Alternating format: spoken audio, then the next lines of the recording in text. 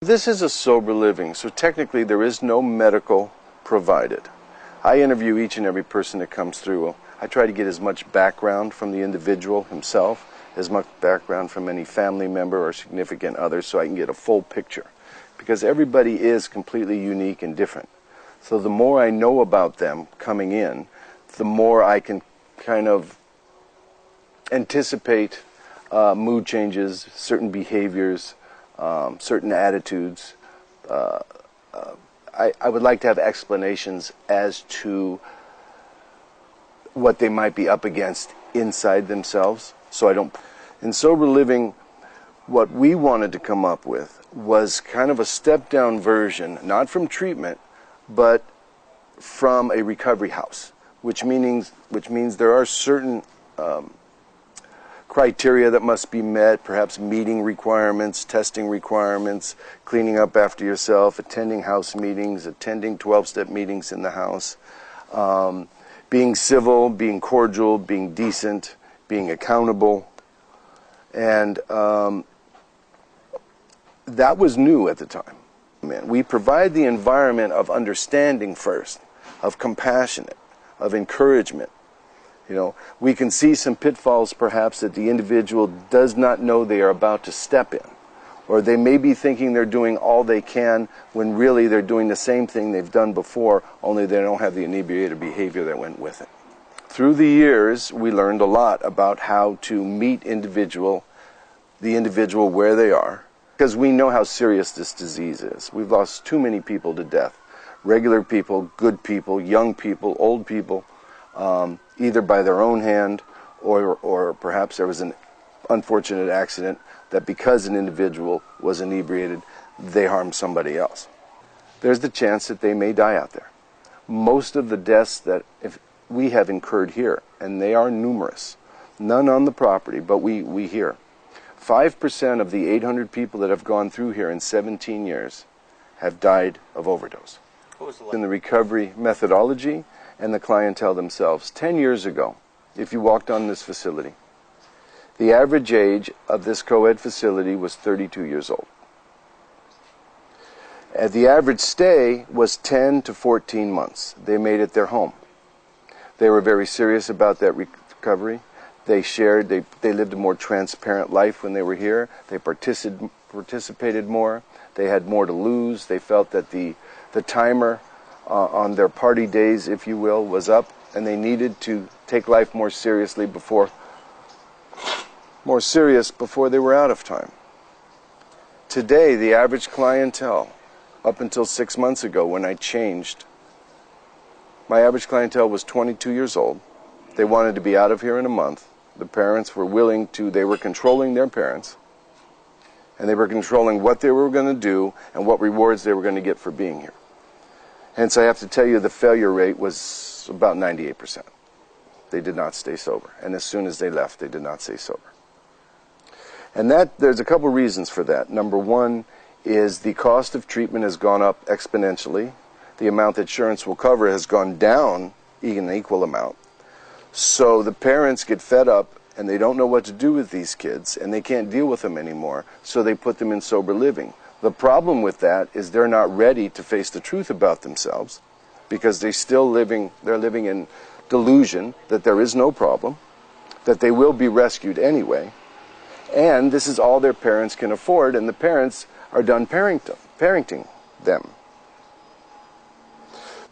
So what we have done is we decided to go male only, 25 years and up, and build a real community of camaraderie, brotherhood, like-minded individuals that can support each other, because gender-specific does have its advantages.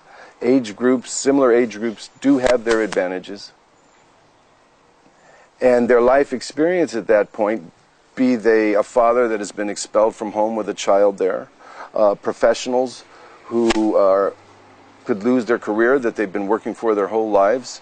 By the time these individuals come into this house, it's a much more serious event, and they take it more serious. It doesn't mean that you don't have your occasional relapse. which we don't toss somebody out for relapsing. We study each individual's past performance here, what happened, we bring it up to the rest of the men, and in 99.9% of the time, they're allowed to stay and continue. Well, first of all, I would advise any client that we have to concentrate on staying abstinence-free for the time being. Now, abstinence-free is not recovery. It's the price of admission. I will not have the ability to exert myself, to self-analyze, to invite another human being to sponsor me, to listen to me, to give me constructive feedback, because what that individual needs to do before anything else is make a commitment to his sobriety and prove to himself that he can stay sober. At that point, it might be time to approach your significant other and present not perhaps every single detail, because you don't want to harm innocent people, but tell them the truth about what you're struggling with, because they don't even know when they first come in. Every treatment center, be it Skid Row, the Mission, or the most expensive one you find, has the ability to help a certain type of individual. The reason we changed to male only is because I wanted a certain male of a certain age that had the ability to hear, to understand the seriousness of his illness, that perhaps has something to lose, so he's more invested in working hard. What I started to see in the nature of the business was that most sober livings would be a catch-all for anybody who could pay a bit. And they're very unprepared to hit a sober living because they're not really coming out of treatment anymore because they can't afford treatment. Remember, sober living would be a lower cost alternative to recovery. Many people realize they have a problem, go to Alcoholics Anonymous, live at home, and continue to work. The type of people we get realize they have a problem. Maybe they've been to treatment 2 or 3 times before, but not necessarily so. And when they come here, they know what they need to do. So when you're with like-minded people, like-minded individuals, you have a say in what's going on. And ultimately, either you're going to apply yourself or you're not, which is sober living. It's safe, supportive housing. Does not supply treatment, does not supply therapy, does not supply doctors, does not supply food. It supplies a caring, compassionate community of like-minded men. I have one other man with me. He's 20 years sober, so between the two of us, we have 52 years of recovery experience. We have 5 houses, a total of 15 men maximum. We have single rooms. 50% of our rooms are private rooms, and the other 50% are double occupancy. There's a lot of elbow room, there's a lot of space. The thing about working with human beings and emotion and the spirituality and mind and problems and issues that all human beings have is when you share yourself with another human being week after week, month after month, in some cases year after year, you know them very well, they know you very well, you've cried together, you've laughed together, you've reprimanded them, you've picked them up, you've apologized, you've accepted apologies.